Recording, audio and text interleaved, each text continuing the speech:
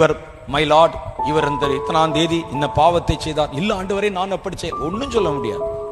கர்த்தருக்கு முன்னால போய் நின்ன உடனே உன்னுடைய மெமரியில இருக்கிறது அப்படியே உனக்கு படமாய் தெரியும். பார்த்த உடனே ஆண்டவரே போதும், ஆஃப் பண்ணிருங்க, நரகத்துக்கு தானே நானே போயிடுறேன்,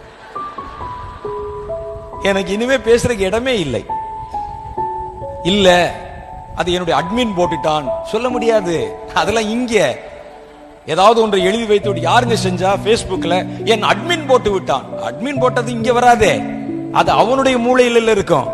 அப்ப நீங்கள் உங்களுக்கு செய்யப்படுகிற காரியங்கள் எல்லாம் கர்த்தர் எங்கேயோ புஸ்தகத்தில் எழுதி வைக்கல, உங்களுக்குள்ளதான் எழுதி வைத்திருக்கிறார்.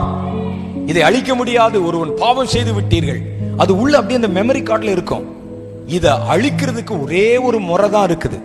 இயேசு கிறிஸ்துவின் ரத்தம் உன் பாவத்தை கழுவினால் தான் அந்த மெமரி எரேஸ் ஆகும்.